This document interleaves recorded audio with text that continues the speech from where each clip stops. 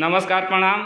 हम आज Magadh star music में पहुंचे हुए हैं और ये मगध स्टार अरवल में छोटू राजा जी के पास पहुंचे हुए हैं और शायद छोटे सनी जी हैं। इनसे दो शब्द बात करते हैं। सनी जी नमस्कार। नमस्ते भैया। कैसे हैं? बहुत अच्छा है। क्या चल रहा है आजकल? आजकल तो ये है हिंदी भी सॉन्ग है, हिंदी सॉन्ग का रिकॉर्डिंग चल रहा है। मतलब कि किस टाइप का हिंदी सॉन्ग? हिंदी से कोई भी हिंदी सॉन्ग यहाँ गवाया जाता है, हिंदी भोजपुरी मराठी सब गवाया जी जाता जी है जी। यहाँ पे। तो आप तो अगर इच्छुक है तो आप आ सकते हैं मगध स्टार म्यूजिक अरवल में। जी। तो क्या आप हमें कुछ अपना सुना सकते हैं जो आपके यहाँ से गाया गए हिंदी गाना जो है? हाँ, जरूर, एक दो लाइन सुना सकते हैं? गा के हम सुनाएंगे आपको अभी। ठीक ठीक ठीक। अभी लाइव खुद गाएंगे हम। अच्छा अच्छा, देखते हैं। आइए देखिए सनी जेठला जी हैं किस तरह से।